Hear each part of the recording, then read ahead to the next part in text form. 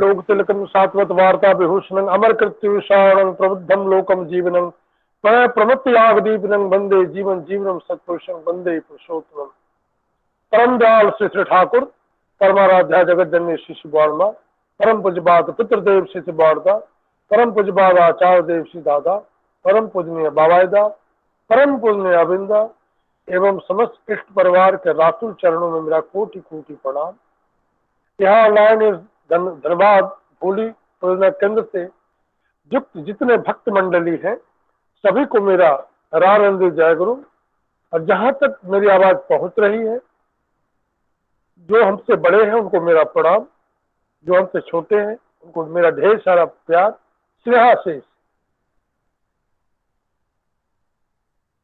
सबसे पहले हमारे इस धनबाद इस भोली उपयोजना केंद्र से जुड़े हमारे सम्यक भाई और जो परिचालक महोदय आनंद भाई, और आज जिन्होंने भोग निवेदन किया स्वतंत्र दत्ता,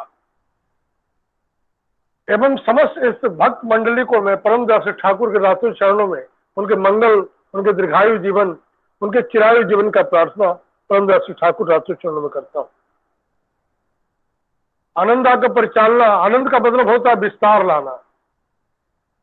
आनंद जिस मन का प्रसारण, जिस बात से, जिस भाव से, जिस कथन से, जिस चिंतन से मन का प्रसारण होता है, विस्तार लाभ करता है ये जीवन, उसी को कहते हैं आनंद।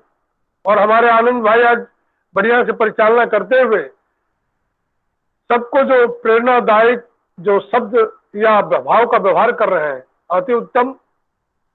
अभी हमारे भीमलाल भाई, इसके पहले हमारे जितने भजन करता, हमारे जो कीर्तन चंदन जो कर रहे थे, एक ही आनंदो परमानंदो, ये सारे जो परिचालना के तहत जितने भी ये सत्संग की गतिविधियां चल रही हैं, सभी हमारे मन को झकझोर करके ठाकुरमुखी कर रही थी लगातार।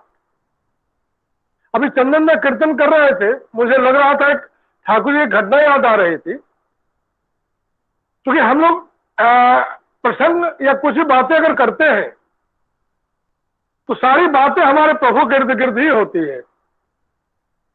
क्योंकि कहते हैं ना, ठाकुर जी कहते हैं कौन सा काम सत्कर्म है, कौन सी बातें, कौन सी चिंता, कौन सा सोच जो ठाकुर के लिए ही है। Your for the Lord, not for the others. ये सोच के साथ जब हम चलेंगे, ठाकुर जी कहते हैं जो इष्ट को खुश करने के लिए, इष्ट को आनंद देने के लिए हमारे परम दयाल पुरुषोत्तम के बताए हुए नीतियों को अपने जीवन में पालन करने का ही काम कर्म है। बाकी आप कितना काम क्यों नहीं करें, अगर वो इष्टार्थी नहीं है, इष्टानुकूल नहीं है, इष्ट नीति के अनुसार नहीं है, तो कितना भी कर्म आप कर ले, वो कर्म विकेंद्रिक कर्म ही है। जो न राम का वो किस काम का। ठाकुर जी बैठे हुए हैं, ठाकुर जी के कुछ भक्त ठाकुर को कहीं लेके जाना चाह रहे हैं गाड़ी में, उसमें बहुत विदेशी भक्त तो ठाकुर को गाड़ी दिए हुए थे, तो सारे भक्त लोग वहां बैठे हुए थे। आचार्य देव से दादा, उसमें अशोक दा, हम लोग बहुत पहले अशोक दा के नाम से संबोधित किया था, वो पहुंचते हैं और ठाकुर को बोलते हैं, ठाकुर इतने इतने विदेशी लोग, ये गणेश दा है, ऑफ कर लेंगे, जिनका वीडियो ऑडियो ऑन है ऑफ कर देंगे। ये ठाकुर जी बैठे हुए हैं, ठाकुर जी के जाजन परिक्रमा में कुछ भक्त लोग जुड़े हुए हैं। एक भक्त आके कहते हैं, ठाकुर मैं बहुत देर से एक जाजन कर रहा हूं, वो मान ही नहीं रहे, वो दीक्षा के लिए प्रस्तुत हो ही नहीं रहे। ठाकुर क्या मैं उसको ले आऊं? ठाकुर मुस्कुराते हैं, परमपिता अपने ही संतान को लोग ठाकुर के पास लाने का प्रयास कर रहे हैं, उनके माध्यम से नहीं पहुंच रहे हैं।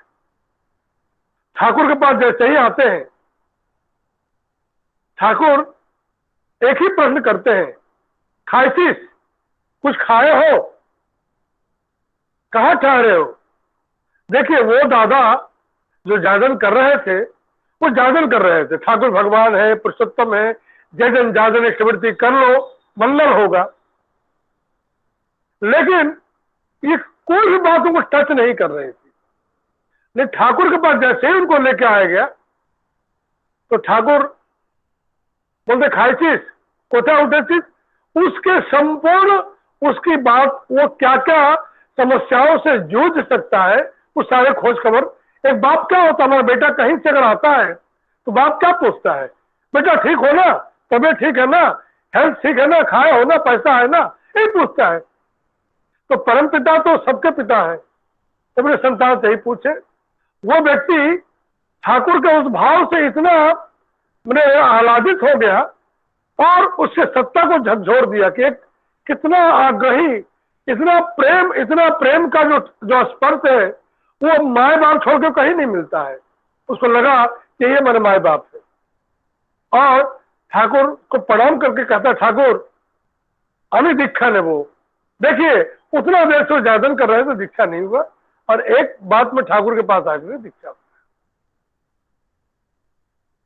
हमारा कहने का मतलब ये है कि हम किसी को दीक्षा के लिए जोर जबरदस्ती कहीं कुछ नहीं बोले, लेकिन उसके दुख में सुख में जब हम शरीक होते हैं और जब उसको सही अर्थों में लगता है कि ये व्यक्ति मेरा रियली हमारा वेल विशर्स है। ठाकुर जी कहते थे वेल विशर्स किसको समझोगे, जो तुम्हारे बचने बढ़ने आगे जाने में दुख में सुख में सब में शरीक होता है, वही तुम्हारा वेल विशर्स है।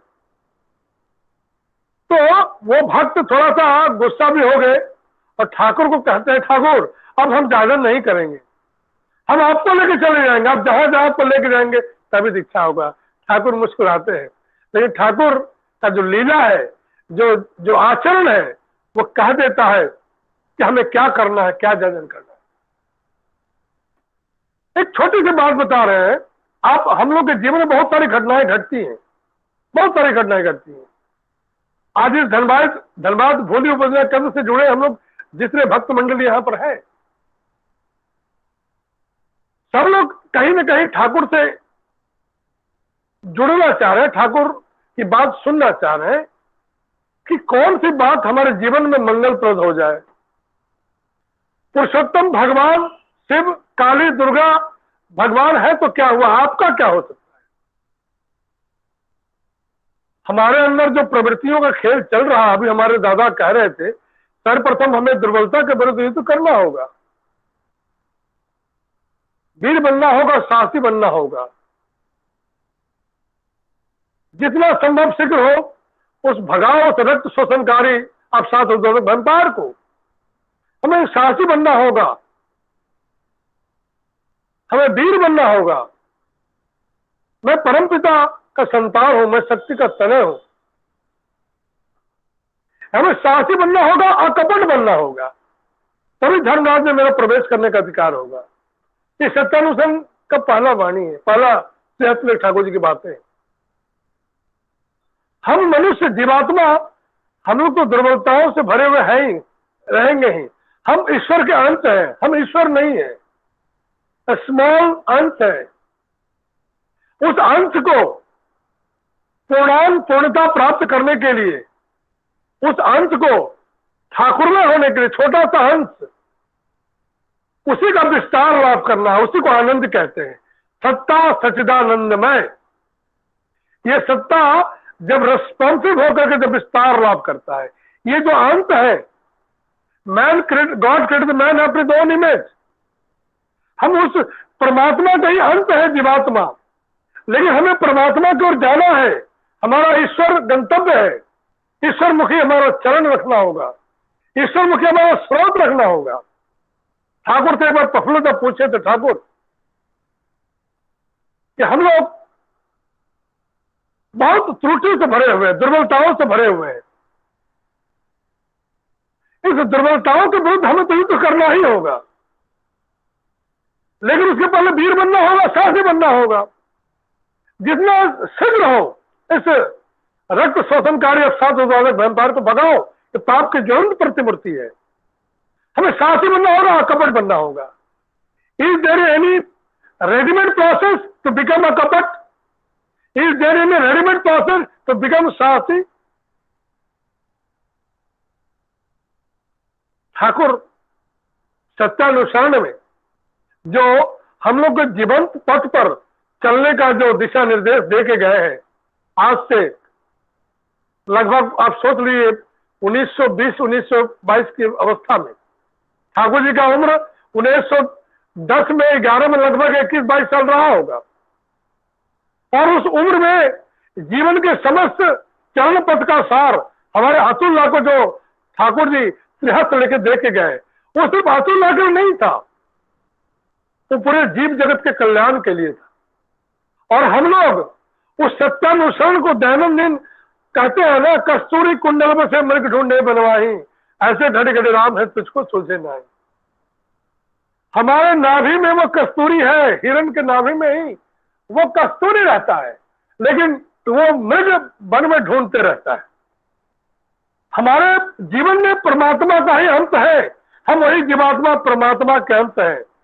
लेकिन उसी भागवत सत्ता को जगाने के लिए यदा दाही धर्म से ग्लानिर्भवति भारत, जब जब होई धर्म की हानि बाढ़े असर अवत अभिमानी, तब तक प्रभु धरे मनुष्य शरीरा, हरे लोग जन संकट पीरा।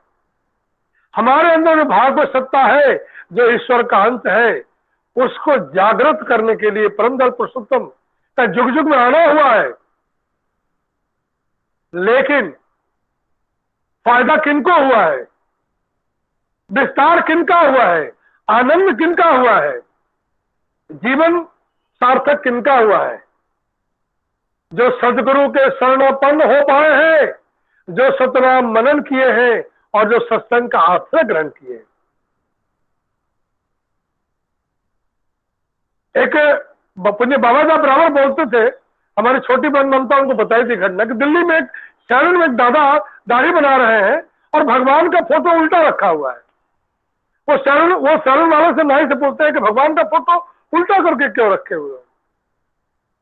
क्योंकि वो दादा को भगवान का फोटो उल्टा अच्छा नहीं लग रहा था, क्योंकि श्रद्धा करते थे, श्रद्धा माने लभते ज्ञानम। तो उन्होंने फोटो को कहा सीधा करके रखो, भगवान को सामने रखना चाहिए। तो वो शरणवाद नहीं कहते हैं भगवान में कुछ होते नहीं है। वो ऐसा सोच क्यों रखा है?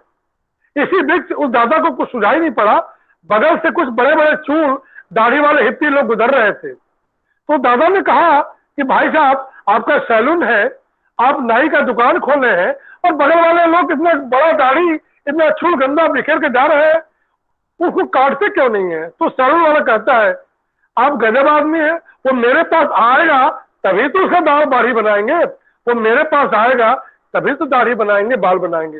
एक छोटा सा उदाहरण है, मेरे पास आएगा। दीनदयाल पुरुषोत्तम परमदास ठाकुर सबको बुला रहे हैं, तोरा आए तोरा आए तोरा आए, दीनदयाल तुम्हें दाक्ष तुम आए। इसी को कहते हैं बुद्धम शरणम गच्छामि, धर्मम शरणम गच्छामि, संगम शरणम गच्छामि। जुग जुग पुरुषोत्तम यही बात, यही तकिया कलाम जिस जगह पे आते हैं, जिस माहौल में आते हैं, जिस रूप में आते हैं, उनका तकिया कलाम यही होता है। और पुरुषोत्तम जो होते हैं, पूर्व तल और परवर्ती दोनों का एक सुर ताल होता है, तालमेल होता है, वो अलग नहीं होते हैं। और उन्हीं का वार्तावाही को लेकर के आते हैं, कंटिन्यूएशन ऑफ द सेम पुरुषोत्तम भगवान। जब जब हम लोग डेविएट करते हैं, हम लोग दुर्बलताओं से युद्ध करना छोड़ देते हैं। ये जो पुरुषोत्तम वो व्यक्ति जब कहे कि जब तक आप सदगुरु के शरणपन्न नहीं, जैसे नाव कह रहा मेरे पास आएगा नहीं तो हम बाल काटेंगे कैसे, दाढ़ी बनाएंगे कैसे? उसी तरह पुरुषोत्तम भी चाहते हैं कि उनके संतान उनके पास आए और उनके अंदर जितनी दुर्बलताएं हैं उनके विरुद्ध युद्ध करने का तरीका मैं बताऊंगा। जब हम नदी में तैरने जाते हैं तो हमको तैरना सीखने के लिए नदी में उतरना ही पड़ता है, अंडर द गाइडेंस ऑफ एक कोच, जिसको हम लोग बेस्ट तैराक कहते हैं। क्योंकि जब हम तैरने के पद्धति में कुछ गड़बड़ होगा तो वो हमको मदद करेंगे। तो सिंपल सरल बात है, हमको शरणपन्न होना ही होगा। लेकिन शरणपन्न होने से सिर्फ नहीं होगा, जो जाके शरण गए सो ताके राखे लाज, ये फैक्ट है। लेकिन हमको तैरना तो सीखना होगा। अगर मछली जल में तैरना नहीं सीखे तो क्या पानी उसका लाज रख सकता है? नहीं रख सकता है। शरण लेना एक बात है, लेकिन शरण का मतलब ही होता है कि हर एक चीज जो उस जीवन के समुद्र में हमको दुर्बलता के विरुद्ध युद्ध करने में सहायक होगा। चेतन का मतलब क्या होता है? जो वर्जनीय है उसको वर्जित करेंगे, जो ग्रहणीय है उसको ग्रहण करेंगे, जो जीवन के अनुकूल है उसको लेके चलेंगे, जो प्रतिकूल है उसको त्याग करेंगे। इसलिए ठाकुर जी की एक वाणी है सत्यानुसरण में, सभी लोग जानते होंगे, निर्भर करो और साहस सहित अदम्य उत्साह के साथ काम करते जाओ। अभी मैंने वो शरण करने की बात जो कही थी, यहां पर ही शरण करने की बात है। माम एकम शरणम ब्रदर, बहुत सिंपल सरल बात है। हम लोग शरण का मतलब समझ लेते हैं कि एक मां के गोद में बैठ गए, मां ही बचाएगी, लेकिन नहीं। ठाकुर कहते हैं बंदर का बच्चा जब मां को पकड़ता है तो मां बच्चे को नहीं पकड़े रहती है, बच्चा ही मां को पकड़ता है। और वो बंदर जहां जहां उछाल कूद मारता है, बच्चा उसको जकड़ के पकड़े रहता है। फिर ठाकुर कहते हैं जो बिल्ली का बच्चा है, बिल्ली भी उसकी मम्मी होती है। बिल्ली अपने मुंह के दांत से पकड़ के बिल्ली के बच्चे को लेके जाती है। क्यों लेके जाती है? मां को पता होता है कि मेरा बच्चा कहां सुरक्षित रहेगा। परम पिता की इच्छा ही है मंगल। मैं छोटे से उदाहरण देके बता रहा हूं। वो बिल्ली जब अपने बच्चे को पकड़ करके जहां ले जाती है, बच्चा समर्पण कर देता है मां को कि मां तुम हमको नदी में रखो, नालों में रखो, गद्दी पे रखो, महल पे रखो, मुझे कुछ नहीं करना है, राजी हम उसमें है जिसमें तेरी रजा है। अब देखिए ठाकुर जी इस बातों से क्या समझाना चाह रहे हैं कि बंदर का बच्चा मां को पकड़ा है, मतलब जगन्नाथ को हाथ नहीं है, जगन्नाथ को हाथ नहीं, आपको पकड़ना होगा। तो बंदर के बच्चे का जैसा सक्रिय अनुसरण, ठाकुर कहते हैं भक्त का लक्षण क्या होता है कि बंदर के बच्चे का जैसा मां को पकड़ के रखने का जो सक्रियता भाव है, वही सक्रिय अनुसरण ठाकुर हमसे चाहते हैं, अपने संतान से चाहते हैं। और क्या चाहते हैं? बिल्ली के बच्चे का जैसा समर्पण। मां तुम जहां हमको रख दो, मैं उसी में रहूंगा, परम पिता की इच्छा ही है मंगल, मुझे नहीं पता किसमें मेरा मंगल होगा। ये दोनों बात जिसमें विद्यमान है वही भक्त का लक्षण है, और ठाकुर वही चाहते हैं। और बार बार कहते हैं निर्भर करो, साहस सहित अदम्य उत्साह के साथ परम पिता का काम करते जाओ। लेकिन फिर एक सावधानवाणी कर रहे हैं, कह रहे हैं क्या?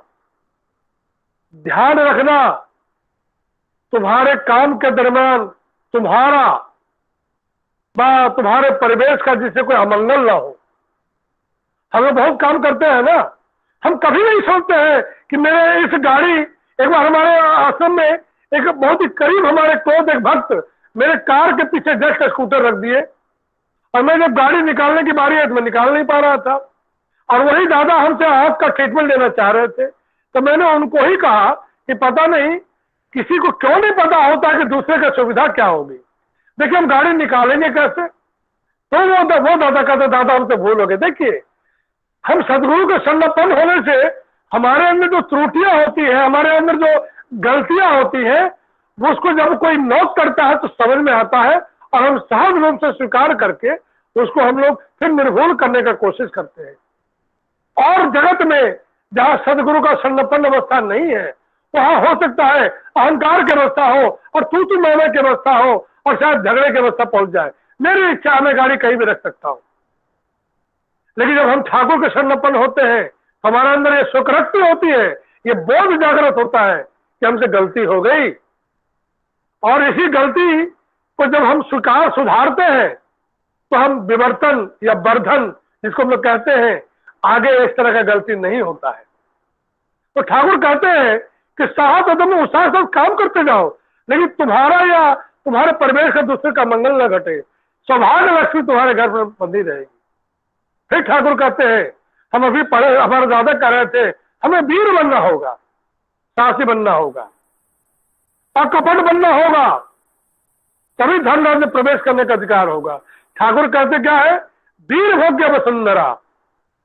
जो वीर होते हैं वही वसुंधरा को भोग कर सकते हैं। और वो वीर होने का लक्षण क्या है, वो विश्वास है, वो निर्भरता है, वो त्याग है। इसी तीनों को संभव मान करके हमारे वीर हनुमान महावीर बन गए। क्यों? कि उनके जीवन में एकानुरक्ति, तीव्रता कि राम बैठे हुए हैं, सीता मैया का हरण हो गया है और सारे भक्तों के बीच राम प्रभु चर्चा कर रहे हैं, सबसे दुखी राम है। और उनके दुख से जो सबसे ज्यादा दुखी है वो परम ज्ञानी परम भक्त वीर हनुमान है। प्रभु राम जामवंत से कह रहे हैं, बहुत लोगों से कह रहे हैं कि मेरी पत्नी को रावण हर के लेके चला गया है 7 समुद्र पार लंका में, कोई जा सकता है? जामवंत कह रहे मैं तो बूढ़ा हो गया हूं दादा, बहुत लोग कह रहे हैं असंभव। हेलो, हाँ दादा, कंक्लूड की बस बस बस 2 मिनट कंक्लूड कर दे रहा हूं, 2 मिनट में। अभी हरि अनंता हरि कथा अनंता, जो भी हो, ये जो हनुमान जब राम की बात से दुखी होकर के जब सीता मैया को खोजने के लिए जाते हैं समुद्र को पार करके, तो क्या होता है, खोज नहीं पाते हैं। तो हनुमान के मन में पीड़ा होती है कि जथा समय इष्ट निर्देश मूर्त करना ही तब था, प्रभु राम को मैं खुश नहीं कर सकता हूं, सीता मैया को ढूंढ नहीं पाया हूं। तो उनके मन में अवसाद डेवलप करता है और वो समुद्र में अपना प्राण त्याग करने की कोशिश करते हैं। लेकिन भक्त को बचाने के लिए भगवान स्वयं वहां पर अपना हस्ताक्षर लेके खड़े रहते हैं। हनुमान डूबते नहीं है, समुद्र में चपेड़ा खा करके एक जमीन पर टकरा करके फिर उनको होश आता है और मन में शंका जागती है कि मैं अयोध्या लौट भी नहीं सकता हूं क्योंकि मैं सीता मैया को खोजा नहीं हूं। लेकिन पुनः उनको जब जागरण होता है, नींद खुलती है, भूख लग जाता है, तो देखते हैं कुछ पके हुए आम पड़े हुए हैं। उन्होंने आम को तोड़ा है लेकिन आम पहले खाया नहीं है। उन्होंने पहले क्या किया है, उस आम के कुछ फलों को प्रभु राम के नाम का संकल्प लेकर के समुद्र में अंजलि दिया है। देखिए, हम स्मृति का बहुत ही पौराणिक एक छोटा सा कथा आपके समक्ष रखे हैं।